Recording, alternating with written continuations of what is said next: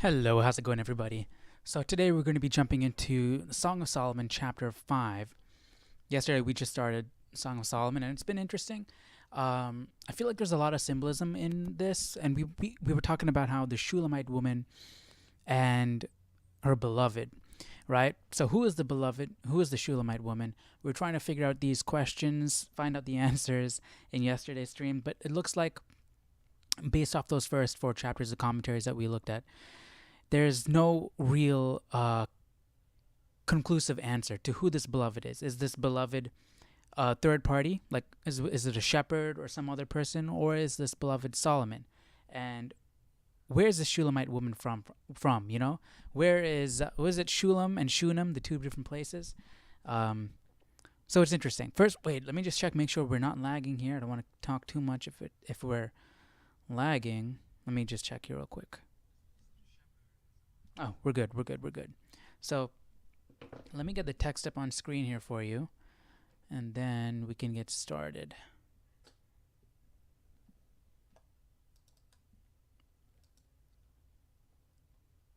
Okay, there we go. All right, so let's jump into Song of Solomon, chapter 5.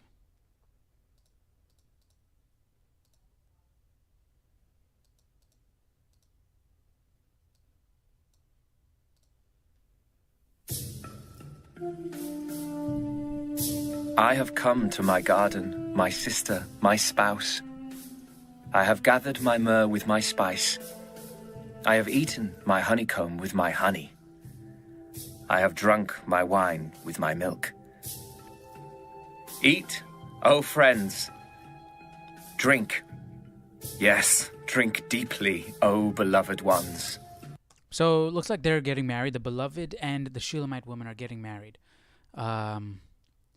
Let me look up a commentary for this, just in case there is some symbolism in here that we're not catching. Song of Solomon 5 commentary. I mean, there's not much to go off of with that. We need to establish who the beloved is and who the Shulamite is, right? The bride and the bridegroom. We need to understand who those two are. You know, could we take it as being the bridegroom is Christ, or I don't know. Let's see what some other people think. Is this 5? Yeah, okay. Wait, no. Song of Solomon 5 verse 1. I've come to my garden, my sister, my spouse. What is going on here? Song of Solomon 5.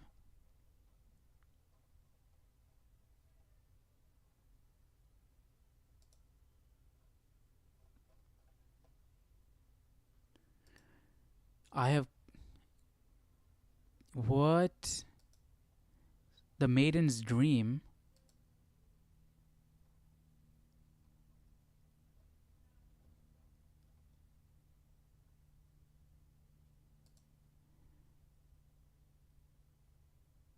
Yeah, I've come to my garden. Not, I sleep, but my heart is awake. What is this?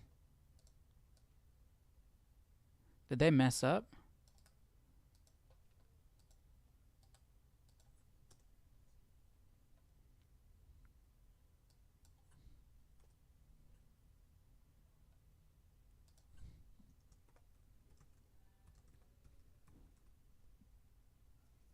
Five two. I sleep up, my heart is awake.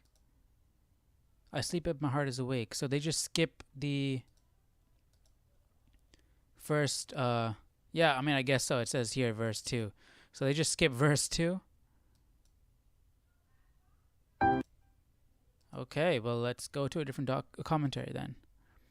In this chapter, we have 1, Christ's gracious acceptance. Okay, so we're getting into some messianic premonitions, some foreshadowing, some symbolism there. I mean, I guess we can get into this, but do we know that when Solomon was writing this, that he was thinking of Christian symbolism, like a messianic figure. I don't know. That's why I wanted to understand the basics, and then we can, once we get the basics, then we can apply symbolism to it, right? But we don't even have the basics yet. We don't even understand within the story itself who is the beloved. So, I mean, I guess since we're here, we'll read this and let's see what it says. Christ's gracious acceptance of the invitation which his church had given him, and the kind visit which he made to her, right? Because we know that the bride and the bridegroom, the bride being the church, the bridegroom being Christ, right? So we have that symbolism there. Christ's gracious acceptance of the invitation which his church had given him, and the kind visit which he made to her. The account which the spouse gives of her own folly and putting a slight upon her beloved, and the distress she was in by reason of his withdrawings. The inquiry of the daughters of Jerusalem concerning the amiable perfections of her beloved, and her particular answer to that inquiry. Unto you that believe, he is thus precious. Okay. So I feel like that level of symbolism is pretty evident if you look at it, right? Because just from the bridegroom, if you think of the church and Christ, you can pretty easily draw the lines there, right? But if we take it back, if we take away that level of symbolism and try and understand the song as it is written, that is what I'm trying to figure out. And then based on that, we can jump back into the symbolism, and maybe we might find some symbolism that is there that this commentary didn't point out, right? Because where's the bride and the bridegroom coming in from this verse? It's coming from the subheading. And were these subheadings there? Who wrote these subheadings? Did Solomon write these subheadings, or were they written at the time of translation in order to, get these grouped in order so it's easier for reading the Bible? You know what I mean? Another reason why I feel like if I could read the original text, if I understood the original text and we could read that would be a lot better. But yeah, let me look up another commentary and let's see.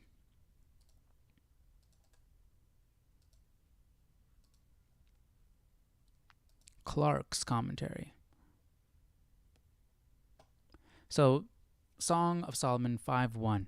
I came or have come. This should be translated in the past tense as the other preterite verbs in this clause. So, I am come into my garden. I came into my garden. I think the latter clause of the preceding verse should come in here. Let my beloved come into his garden and eat his pleasant fruits. I have come into my garden, my sister, Kala, or spouse. I have gathered my myrrh. I have taken thee for my spouse, and am perfectly satisfied that thou art pure and immaculate. But who is this person? Maybe we need to go back to the previous chapters, because maybe the commentary has already established who the beloved is and isn't going to touch on that. Let's just go back in this commentary and see. Okay, flocks of goats. Were they talking about the people? Were they like the people of Israel, people of Jerusalem that Solomon is ruling over, or were they actual flocks? This commentary here might give us a clue, because that would help determine who the identity of the beloved is. Because it was black and sleek as the hair of the goats of Arabia and Palestine is known, which with its fine undulation is supposed to bear some resemblance to the curls or plaits of woman's tresses. And the mountains of Gilead were beyond Jordan, on the frontiers of Arabia Deserta. Thy teeth are like a flock.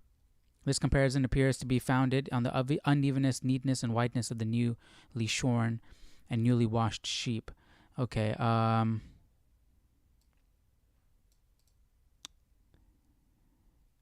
as a flocks of goats, right? They're not actually talking about a flock of goats. Where was that? There was one that they were actually talking about. Or so it looked like.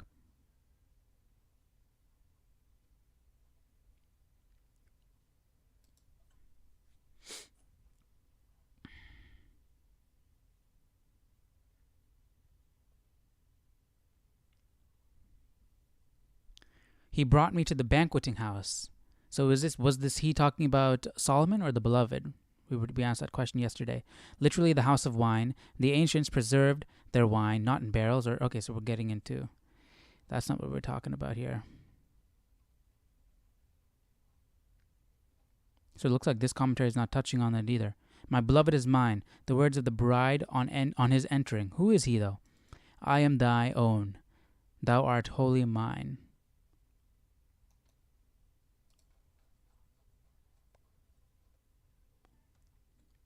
I am the rose of Sharon. Sharon was a very beautiful place where David's cat... Okay, so yeah, it looks like we're not getting the identity of this beloved.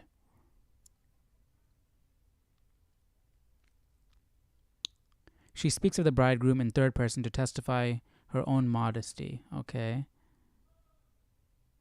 Thy name is an ointment poured forth. Ointments. Okay, we're getting it. Okay. Yeah. So this commentary is not touching on it either. Maybe as we continue reading, we'll get more clues. Hopefully we do. Let me back it up a little bit and we'll continue. Drink deeply, O beloved ones. I sleep, but my heart is awake. It is the voice of my beloved. He knocks, saying, "Open for me, my sister, my love, my dove, my perfect one. For my head is covered with dew, my locks with the drops of the night. I have taken off my robe. How can I put it on again? I have washed my feet. How can I defile them?" My beloved put his hand by the latch of the door, and my heart yearned for him. I arose to open for my beloved, and my hands dripped with myrrh, my fingers with liquid myrrh on the handles of the lock. I opened for my beloved, but my beloved had turned away and was gone. Uh-oh. My heart leaped up when he spoke.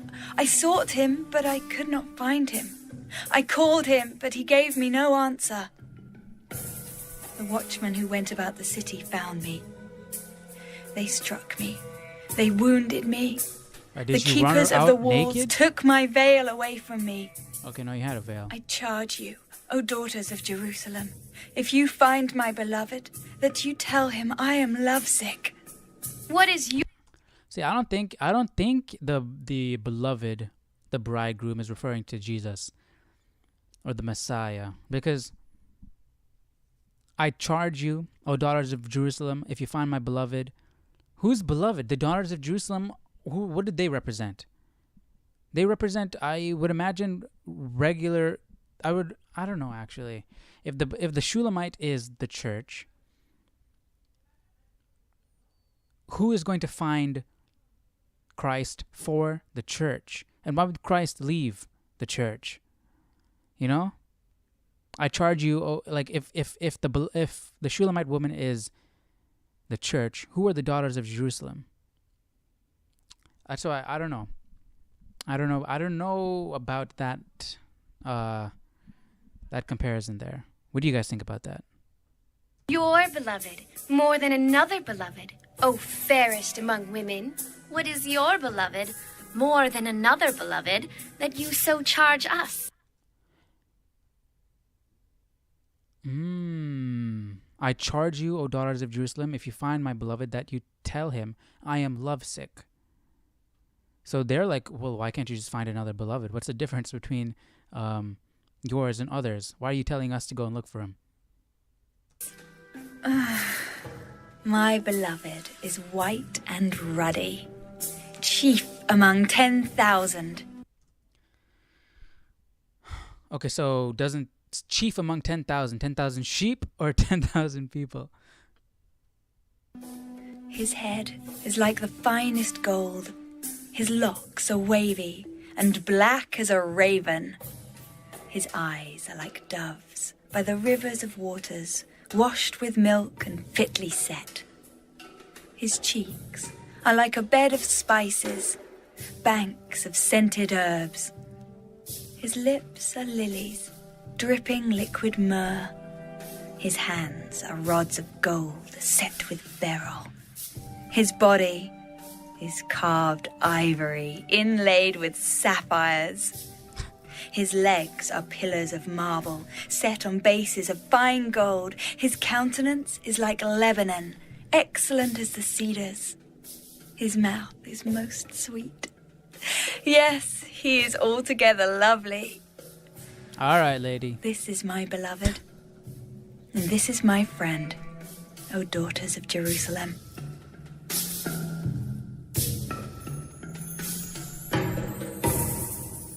So yeah, she sounds head over heels for this guy.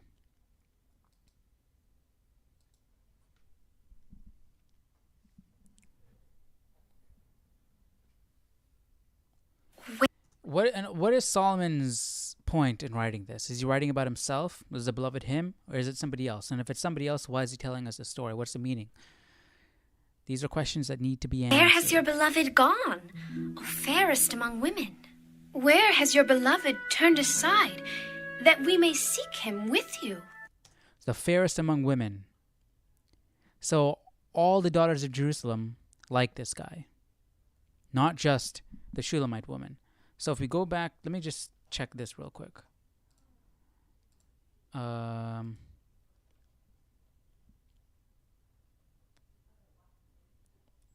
This is the first chapter. Let him kiss me, with the kisses of his mouth, for your love is better than wine. Because of the fragrance of your good ointments, your name is ointment poured forth. Therefore the virgins love you. Draw me away. So the virgins love him, so people love him, just like it says here, that we may seek him with you. They want him, O fairest among women, right?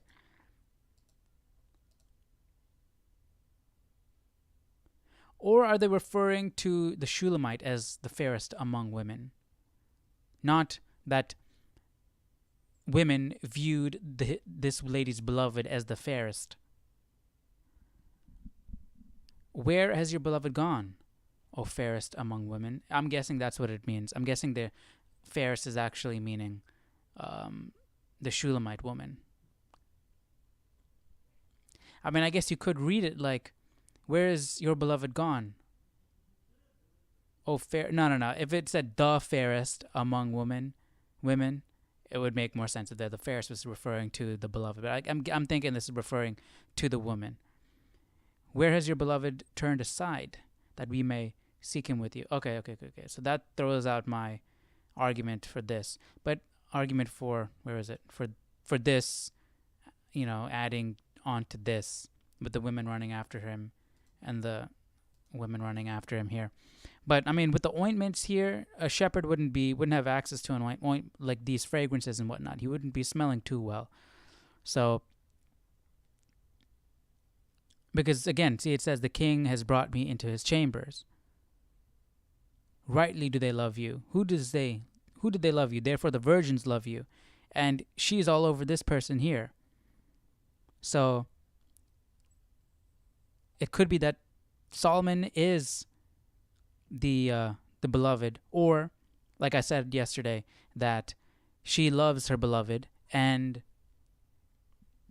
can't control her urges for Solomon. I don't know. It's not really conclusive. That we may seek him with you. My beloved has gone to his garden, to the beds of spices, to feed his flock in the gardens and to gather lilies. I am my beloved's, and my beloved is mine. He feeds his flock among the lilies. Let me look up a commentary about that.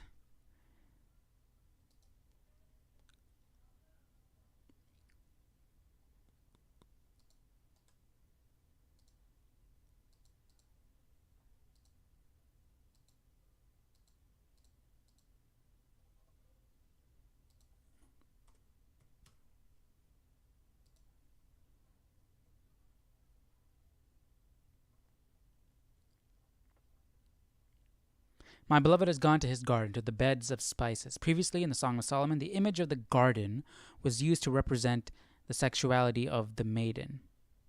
Yet, here, the image seems out of place.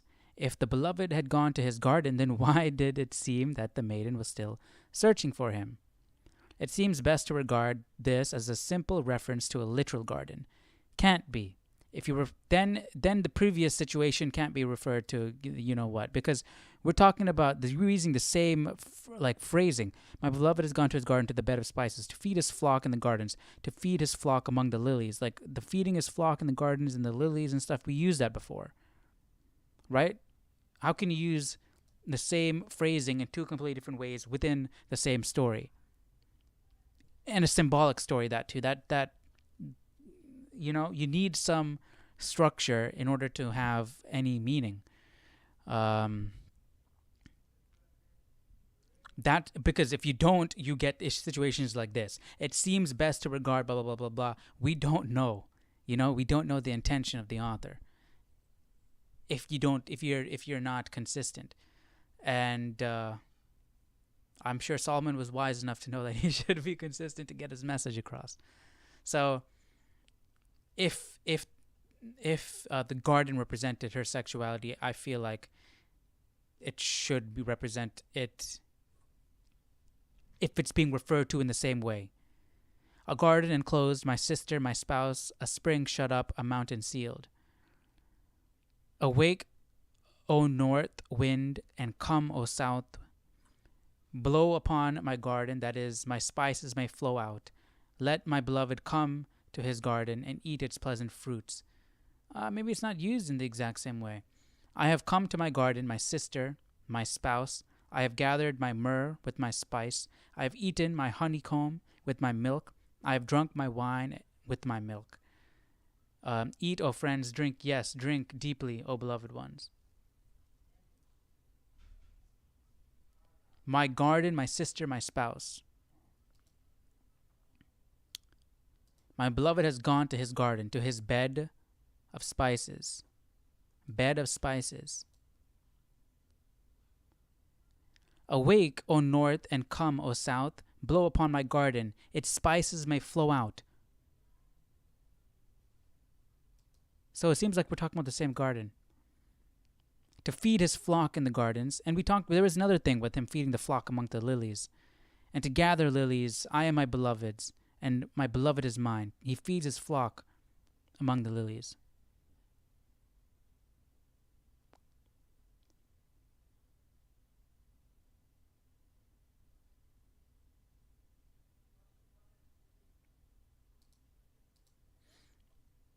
Let's see what this has to say.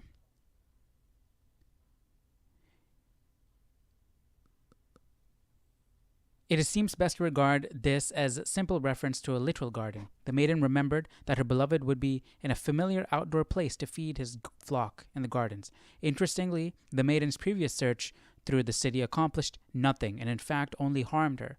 Yet, when she, in response to the questions from the daughters of Jerusalem, thought about how wonderful her beloved was and where he might be, she was able to figure it out. The bride's response to the friend's inquiry assures them that she has not really lost him. The anxiety in her dream was without foundation in reality. Her initial reaction to their relationship problems was entirely feeling based, with little or no thought behind the reaction. When she began to think through the fundamentals of a relationship, who is my beloved? Where can I find him? Things began to make sense. This reminds us that for success in a Christian marriage, we must think and understand. The world relies upon mistaken ideas of romantic love and feelings to make marriage work, and never really makes a person think and understand about marriage. Okay, so to feed his flock in the gardens, and to gather lilies. When the maiden thought about where her beloved would be, she remembered that he would be doing his work to feed his flock, and look for ways to show his love to her, to gather lilies. Okay, so not necessarily feeding a flock, so not necessarily a shepherd. So this could still be King Solomon. And I can see Solomon using this type of metaphor, right? To feed his flock, to gather lilies, because this would be something his father would have done, and just to tie himself back to his father, to show, like, see, I am like my father. I am feeding my flock. Yes, it's a different type of flock, and David did feed his flock. He was king of Israel as well, but like he's continuing that work his father did. So I can see Solomon using these type of words to attribute to himself as well. But we don't have still a concrete identification of who the beloved is. Oh, my love, you are as beautiful as Tirzah, lovely as Jerusalem, awesome as an army with banners. Turn your eyes away from me, for they have overcome me. Your hair is like a flock of goats going down from Gilead. Your teeth are like a flock of sheep which have come up from the washing. Every one bears twins, and none is barren among them. Like a piece of pomegranate are your temples behind your veil.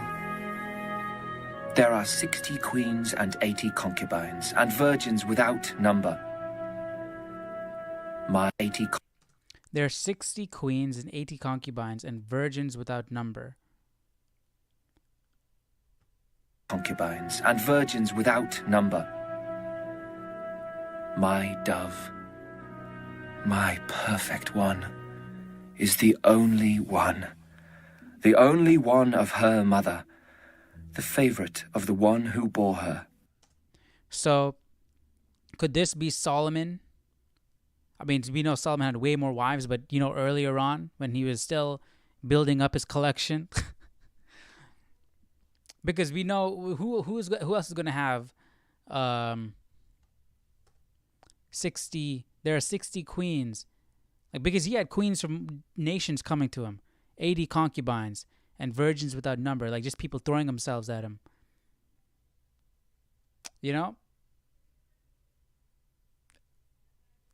So I know for sure it can't be some shepherd. It's got to be either like some wealthy, rich, noble guy, or the king. I don't even know how many people a noble in those times living in Jerusalem could pull with Solomon right there. You know what I mean? Without number.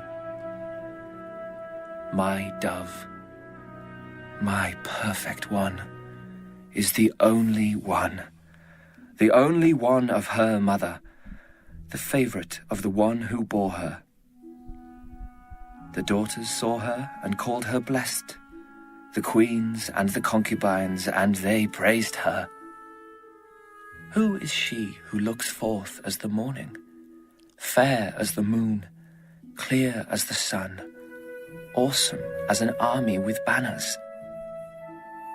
I went down to the garden of nuts to see the verdure of the valley, to see whether the vine had budded and the pomegranates had bloomed. Before I was even aware, my soul had made me as the chariots of my noble people. Return, return, O Shulamite. Return, return, that we may look upon you. What would you see in the Shulamite, as it were? The dance of the two camps? What is that bit at the end? Let's look that up. Return, meaning she was taken to the palace. So maybe it is Solomon. So let's look at this here. There are 60 queens, 80 concubines, and virgins without number. My dove, my perfect one, is the only one. This goes beyond the description of the maiden's beauty recorded in the previous verse. Here he praises the maiden in comparison to other women. It is important, even vital, for a wife to feel not only beautiful but preferred above others in the eyes of her husband. So this husband had access to multiple queens and concubines and virgins, but he loved this one. Give him 2 weeks and he's probably off to somebody else, so who knows. The mention of these other women make us wonder if Solomon wrote this, right? That's what I was thinking. when he had more than one wife. Eventually, he had 700 and 300 concubines, according to 1 Kings 11:13. Exactly what I was thinking. And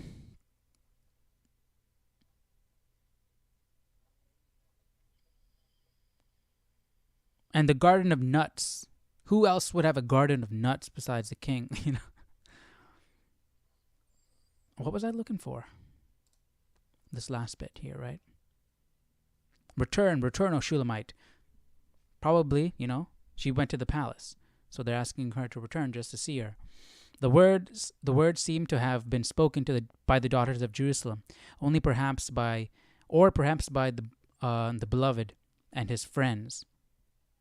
So two completely different. The beloved and his friends. So we can't go by these subheadings and whatnot.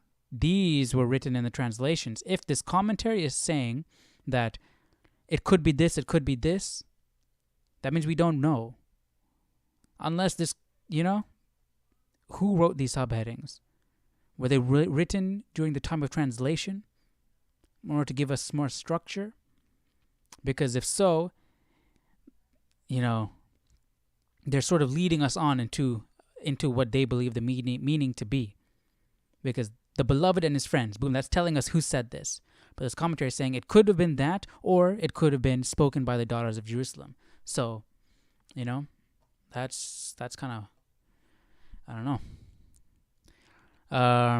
They appealed to the maiden, who seems to have been swept away in a chariot, perhaps both literally and figuratively. This is the only verse in the Song of Solomon where the name Shulamite is used. It may indicate someone from the Galilean village of Shunem, or the name may also simply be the feminine form of the name Solomon, indicating their close unity. Yep, we talked about that yesterday. Return, that we may look upon you. The idea is the speaker is calling out to a departing chariot. The idea is of the speakers calling out to a departing chariot. They wanted the maiden to return so that they might continue enjoying her beauty and goodness, now made more beautiful because of the lovingly restored relationship she enjoyed.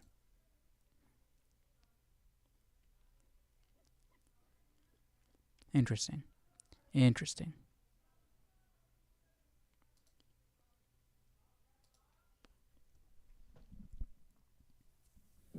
How beautiful are your feet in sandals, O prince's daughter. The curves of your thighs are like jewels, the work of the hands of a skillful workman. Your navel is a rounded goblet. It lacks no blended beverage. Your waist is a heap of wheat set about with lilies. Your two breasts are like two fawns. A heap of wheat. Think about a bag of wheat. Holy, this guy with his descriptions. Think about a bag of wheat, right? All the wheat will come down to the bottom. So it's like she has wide hips. That's what he's saying. Ricky, the only one who sees the truth. Two are better than one. If you fall, I'll be there, brother. Hey, thank you, Ricky. Have you been watching? I have a question. Since yesterday and today, I've been trying to figure out who is the Shulamite and who is the beloved. More so, who is the beloved? Is the beloved Solomon, or is the beloved somebody else? And how is the Shulamite related? Who is the So the only one who sees the truth, she is the image of God, wisdom. If she is wisdom, that would make sense for him to be Solomon, because he is running after her.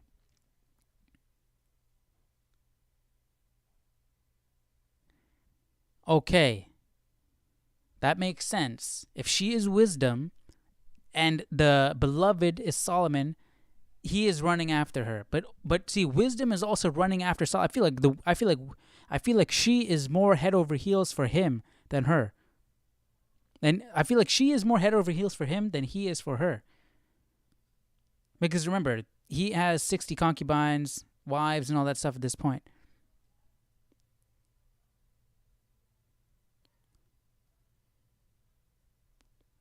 Okay, Ricky says he's gonna look into it. So Ricky's on the mission to check this out. All right.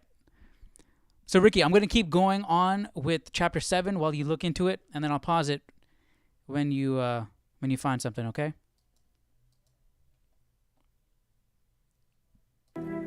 Your waist is a heap of wheat set about with lilies.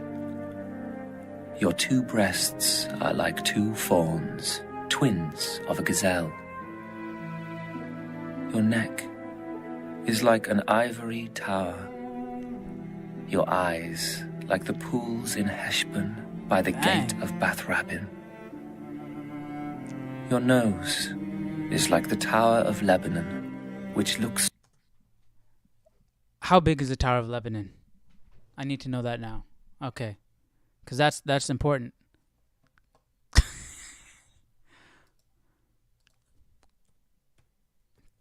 Tower of Lebanon. Images. Is this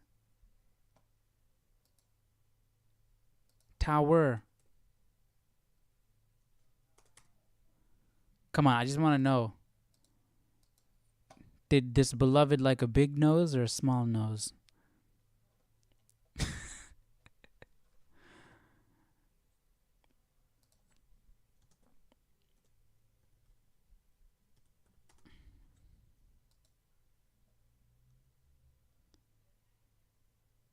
Is the Tower of Lebanon not existing as it was in the Song of Solomon?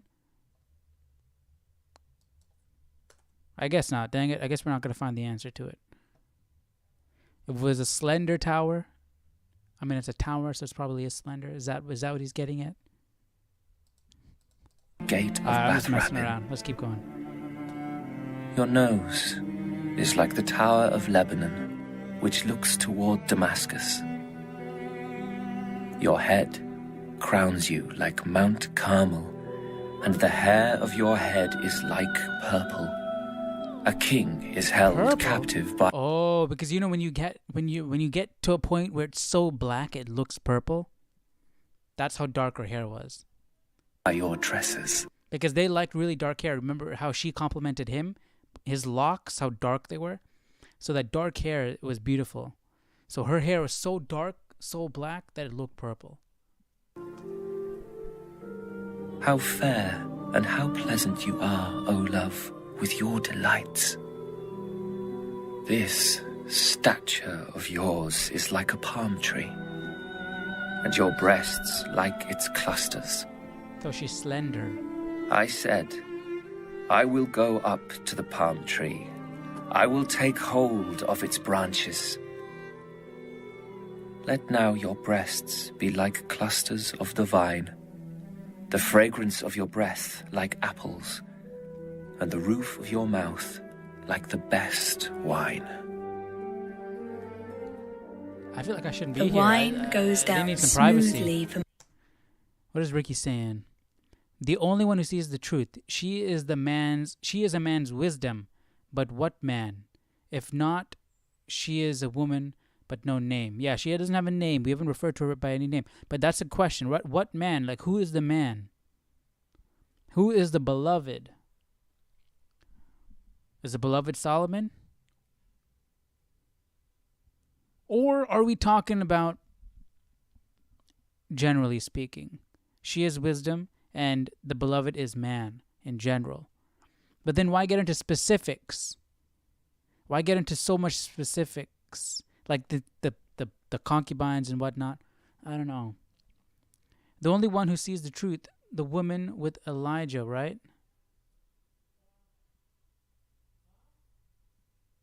The woman with Elijah, how does that relate to this, Ricky?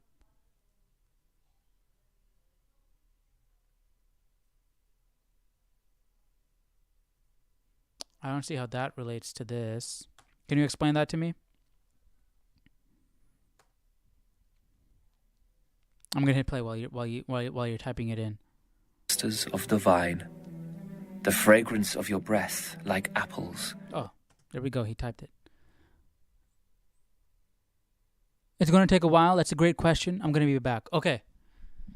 I'll be right here. So, yeah, we'll keep on playing while you type it out, Ricky. Thank you, Ricky. Branches.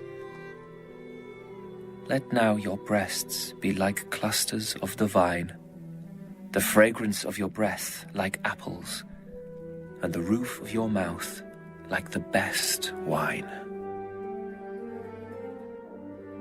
The wine goes down smoothly for my beloved, moving gently the lips of sleepers. I am my beloved's, and his desire is toward me. Come, my beloved, let us go forth to the field. Let us lodge in the villages. Let us get up early to the vineyards. Let us see if the vine has budded, whether the grape blossoms are open and the pomegranates are in bloom. There I will give you my love. The mandrakes give off a fragrance, and at our gates are pleasant fruits, all manner new and old, which I have laid up for you, my beloved. What's Ricky saying? 2 Kings, Elijah and the Shulamite. The Shulamite is in Proverbs. Okay, let's look this up. So what is the difference between a Shulamite and a Shumite?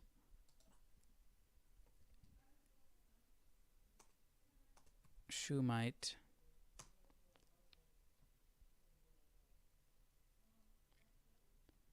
The Shunammite. Okay, because they're from Shunam, right? That's what some of them are saying, right? Song of Solomon. Shulam. My gosh, how was it spelled? I forgot. Shulam.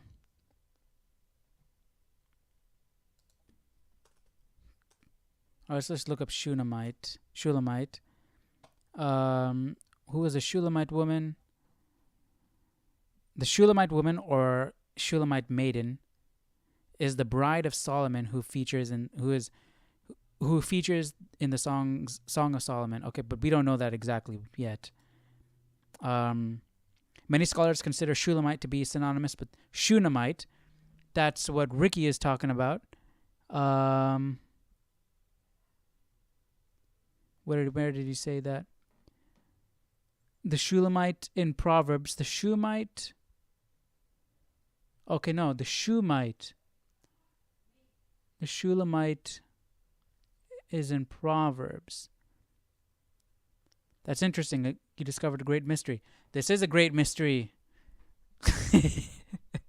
Hopefully we can figure it out, though.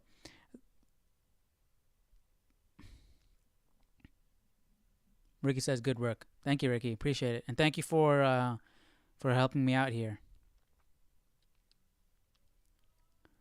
Many scholars consider Shulamite to be synonymous with Shunammite, a person from Shunam. Shunam was a village in the territory of Issachar, north of Jezreel and south of Mount Gilboa. Other scholars link Shulam with Salem, believing Solomon's bride was from Jerusalem. Still others believe the title Shulamite, peaceful, is simply the bride's married name, being the feminine form of Solomon, and only used after her marriage to the king.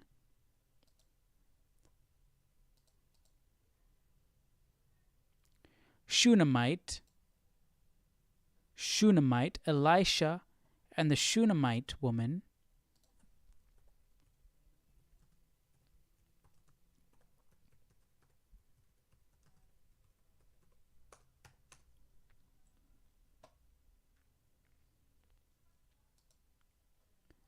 Elisha and the Shunammite woman. Let's get a little refresher. 2 Kings 4 records the account of Elisha and the Shunammite woman. The woman is described as a wealthy married woman in the village of Shunam. She had no child. This woman got permission from her husband to set up a guest room for Elisha, acknowledging Elisha as a true prophet and a holy man of God. Elisha often passed that way in his travels, and he stayed in the guest room. Today, many churches have a prophet chamber for traveling evangelists and other servants of God to stay in free of charge, right? And we talked about, and we know the story saving her son and whatnot.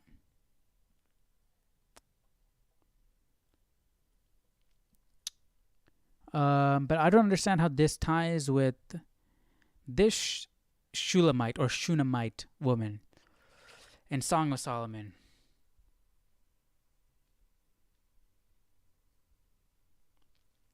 But Ricky also said Shunammite in Proverbs, so Shunammite Proverbs. Because this was also written by probably Solomon. Because, I mean, obviously, I was thinking Psalms for a sec. Solomon wrote Proverbs.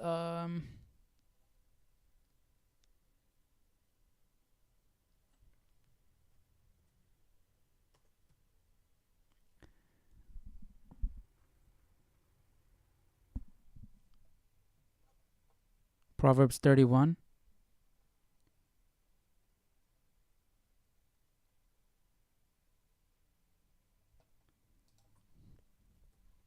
Does that have anything to do with this, or am I on a little goose hunt right here?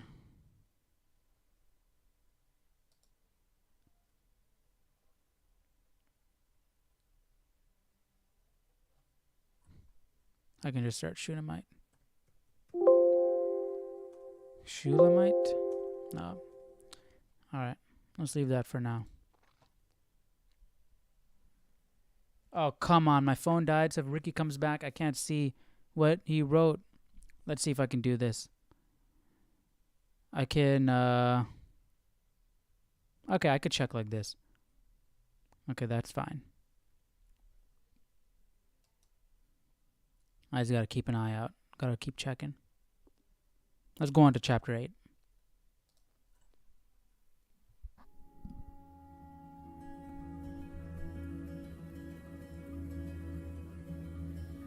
Oh, that you were like my brother, who nursed at my mother's breasts. I find it interesting that they call each other brother and sister. I don't. I guess that's how close they are. If I should find you outside, I would kiss you. I would not be despised. I would lead you and bring you into the house of my mother, she who used to instruct me. That's a big deal, right? Showing public displays of affection outside. If I find you outside, I would kiss you, and I would not be despised. Even if she was despised, I don't think she would care, to be honest. She's so in love with this person. I would cause you to drink of spiced wine, of the juice of my pomegranate. His left hand is under my head, and his right hand embraces me. I charge you, O daughters of Jerusalem, do not stir up nor awaken love until it pleases. Who is this coming up from the wilderness, leaning upon her beloved? I awakened you under the apple tree. There your mother brought you forth. There she who bore you brought you forth. Set me as a seal upon your heart, as a seal upon your arm. For love is as strong as death, jealousy as cruel as the grave. Its flames are flames of fire, a most vehement flame.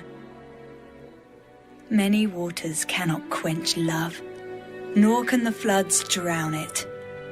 If a man would give for love all the wealth of his house, it would be utterly despised. We have a little sister, and she has no breasts. What shall we do for our sister in the day when she is spoken for? If she is a wall, we will build upon her a battlement.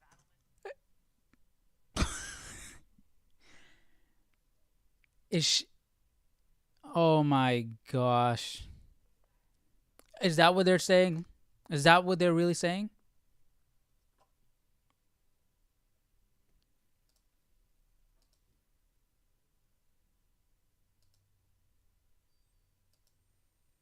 Because she's a wall, like she's flat.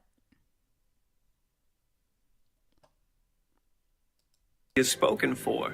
If she is a wall, we will build upon her a battlement of silver. And if she is a door, We will enclose her with boards of cedar. Maybe I not. am a wall. Yeah, maybe not. Maybe not. Maybe they weren't going for that. But I think I just saw Ricky put something in the chat, so let's see it. Let's see what he says.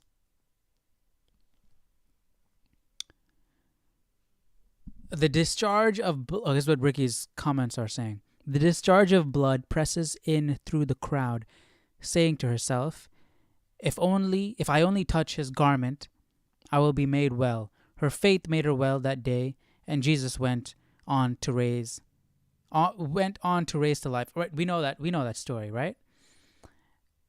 What does the name Shulamite mean? A native or inhabitant of the town Shunem, north of Mount Gilboa, in ancient Palestine. She was a Shunammite that touched Jesus. Oh, okay. A woman from Shunem had Abrahamic faith. She believed her son would be raised from the dead, and she knew Elisha could do it. Okay, this is talking about the story of the Shunammite woman and Elisha. The strength of this woman's testimony was that she refused to walk in fear.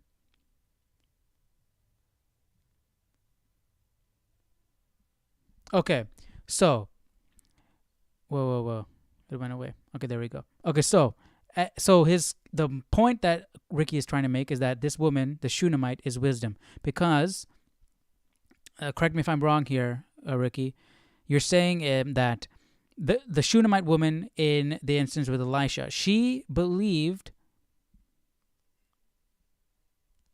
that Elisha could do. That Elisha could raise her son from the dead, right? She believed that due to her Abrahamic faith. And the Shunammite woman in the story of Jesus, she believed that Jesus could heal her. So they both believed something. They both knew something. They both were on that path of righteousness, that path to wisdom, like we talked about in Proverbs. Because with wisdom, you're on the path of righteousness. You're following God. You're trying to get an understanding. That's the path of wisdom, right? You're building your faith. You're building a relationship with God. That's the path of wisdom. So if she is wisdom, the Shunammite is wisdom. Okay, let's say that. But then how does that relate to the beloved? So the beloved is after wisdom. But wisdom is after the beloved also. How can wisdom be lusting after the beloved, be falling head over heels for the beloved? Why does wisdom want to give herself to the beloved and the beloved alone, not to anybody else? Because with wisdom, any person should be able to access wisdom as long as they walk the right path, right? But in this case, it seems like it's only a two-way street, and that's it. But the path to wisdom has multiple lanes. I mean, like there's only one lane, but multiple people can walk that lane. In this situation, only one person can walk the lane.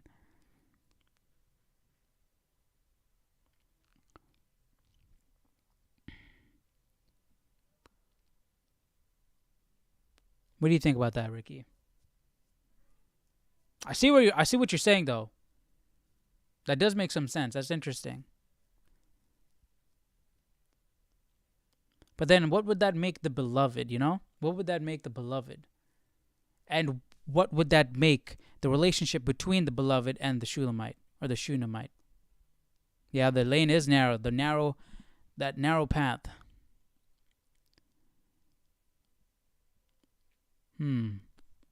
Let's keep going. Let's keep going and see what is said.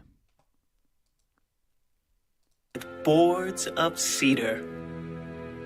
I am a wall, and my breasts like towers. I thought they were flat. Okay, no. This is the Shulamite talking. They're talking about the sister, the little sister. But the Shulamite's brothers. So they were talking about the girl. So this is probably when she was a little girl. Because it's saying, what shall we do for our sister the day when she is spoken for? right? So this is in the past. I mean, obviously, she's a little girl. Now she's now they're like towers, and she's married, so her brothers can calm down. I am a wall, and my breasts like towers. Then I became in his eyes as one who found peace. Solomon had a vineyard at Baal Haman. So she is directly referencing Solomon now. He leased the vineyard to keepers. Everyone was to bring, for its fruit, 1,000 silver coins. Why did she, if the beloved and Solomon were the same person, why did she refer to Solomon as Solomon and not my beloved?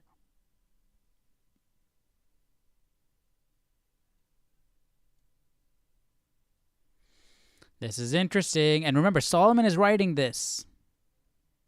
So why would Solomon, if it was both the same, why would he refer to himself as the beloved in one instance and Solomon in another instance, being referred to by the same character, the Shulamite? Everyone was to bring, for its fruit, 1,000 silver coins. My own vineyard is before me. You, O Solomon, may have 1,000, and those who tend its fruit 200. My own vineyard is before me. So her vineyard is not the same as Solomon's vineyard. But remember, she brought her beloved home. So is the beloved's vineyard and her vineyard one and the same now? Therefore, if that's the case, then the beloved can't be Solomon, because she's giving of her vineyard to Solomon. My own vineyard is before me. You, O Solomon, may have 1,000. 1,000 vineyards, and those who tend its fruit 200. So I only have this one vineyard. You have a whole bunch.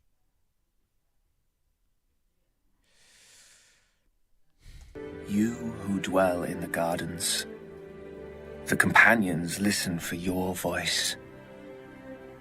Let me hear it.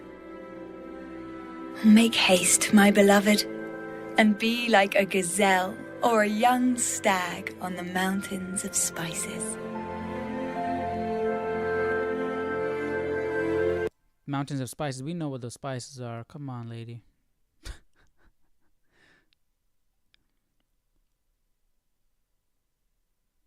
Okay, Ricky made more comments. Let's see. Ricky says, I'm still thinking. Don't bank on my words yet. I'm still thinking. Okay, no worries, Ricky. She is the woman being chased by the dragon.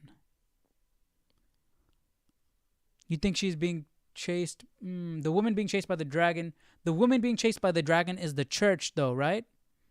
And yeah, we did touch upon that symbolism right in the beginning, where the bride and the bridegroom, Christ and the church. We did touch upon that.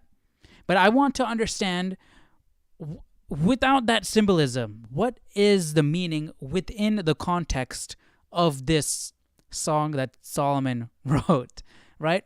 When Solomon wrote this, what did he intend? Who in his mind, who is the Shulamite? Who is the beloved? Is the beloved him, or is the beloved somebody else? Who is the Shulamite in relation to Solomon? Who is the Shulamite in relation to the beloved? You know, that's what I'm trying to figure out here.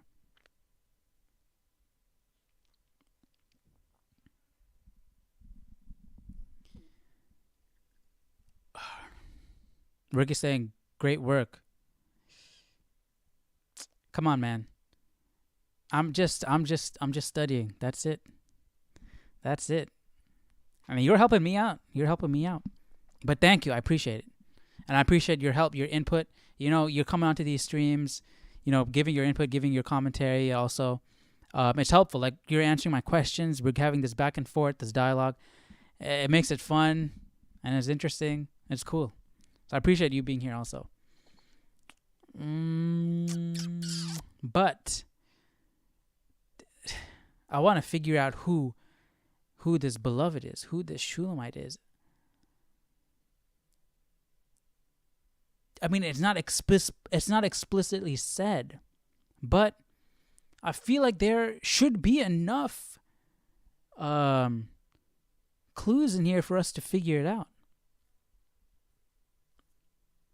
But I mean, we're looking at commentaries and we're showing that even all these scholars still don't know. We have different interpretations all over the place. So there is no concrete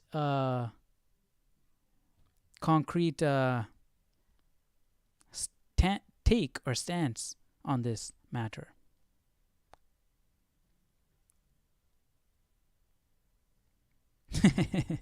Ricky's like, I want to figure it out too. Yeah, I don't know. It's like a puzzle that needs to be solved. We want to figure it out. Are we continuing this in verse 9? Let me see real quick.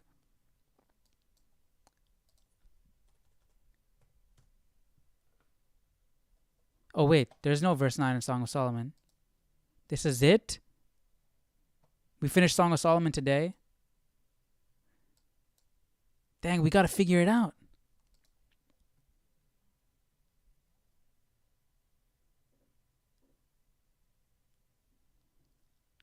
We got to figure this out. So the Song of Solomon is literally this one story. Oh, interesting. I didn't know that. So the Song of Solomon is literally just one story about the Shulamite woman. So Song of Solomon, beloved, who is the beloved?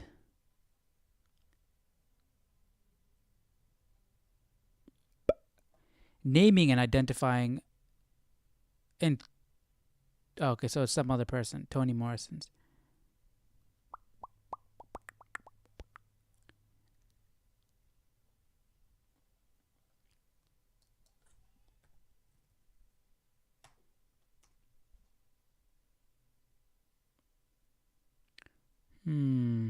Let's see what this is. Come on, open up.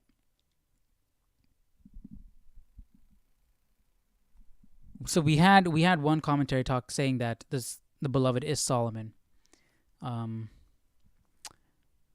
maybe Solomon wrote it to mean that's why he wasn't specific about the names and any mentions, is because he wants the identities to be related to whatever you want it to be. Like it's a work of art, you can draw your own meaning, your own value from it.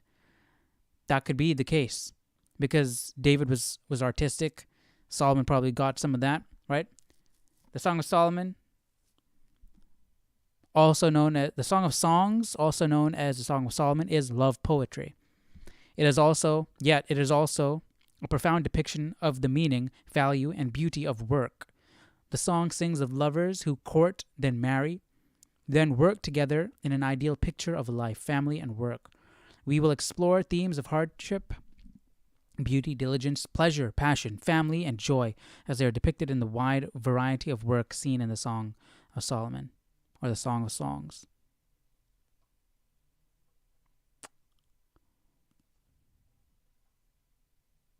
The song begins with the woman speaking of her love for her man, and in the course of this, she speaks of how her skin has been darkened because her brothers had made her work the family vineyard. Work arises only 6 verses into the song about love. In the ancient world, people tended to look down on dark skin, not for racial reasons, but for economic reasons, right? Because if you're outside working in the sun, you'll be dark skinned, right? So, and people who do manual labor are probably poor of nature.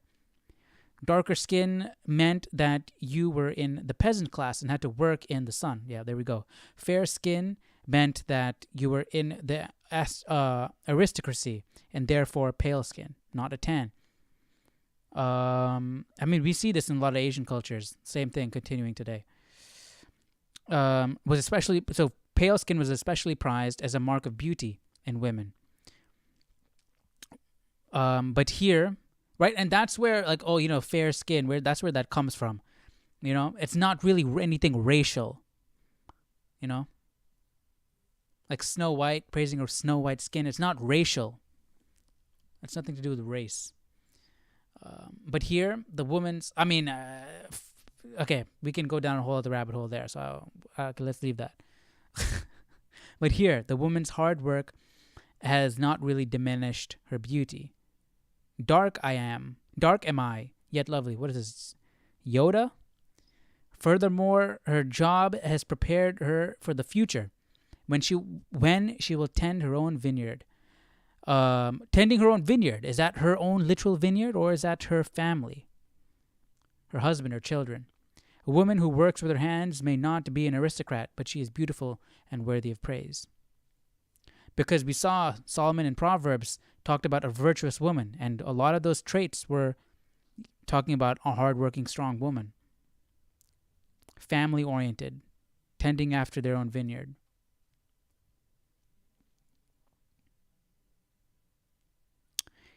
The man and woman, okay, let's see, the man, who's the man? It could just be a broad, in generally, a man and a woman, like that would make sense if this is, a love poem, not an account of events, right? And Solomon just threw him there as a little. Solomon threw himself in there as a cameo, but it's speaking about, in a much more broad sense, not really, not an account of events. That's what I'm thinking. Dang, camera died. Let me put this one on. I'm happy this laptop has a webcam, because I can just throw this one on when my camera dies. Boom, see that?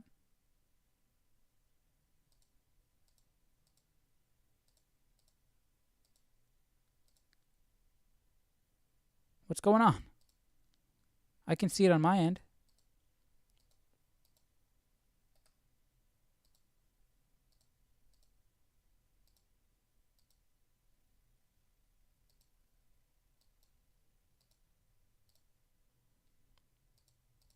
That should be...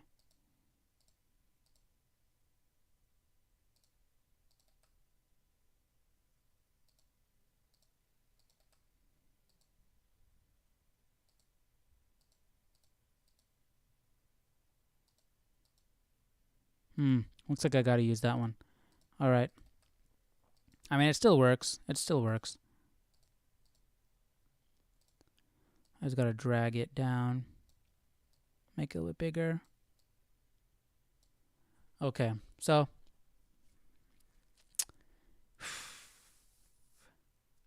yeah, it could just be like one of those love poems. And the point of poetry, it's an art form. We're not trying to draw any concrete conclusions here. It's not a chronicling of events. It's not an account of literal and a literal account of what occurred, right? It's supposed to deliver a message, a tone. Could be completely fictional characters. So, yeah, I'm leaning towards that. I don't think it's Solomon.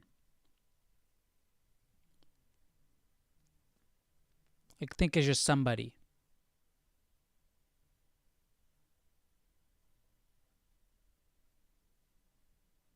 But what do you guys think about that? It's a long article. I'll drop this in the comment section for you guys to check out. In the description for you guys to check out. But what do you guys think? Who do you think the beloved is? Who do you think the Shulamite is? What do you think the message of the Song of Solomon is about? Let me know your thoughts down below in the comment section. And I'll see you guys in the next video. What are we checking out tomorrow? Let's see. Isaiah. I'll see you guys in Isaiah chapter 1, all right? Hope you enjoyed today's reading. I'll see you then. I'll see you tomorrow. Take care. Bye-bye.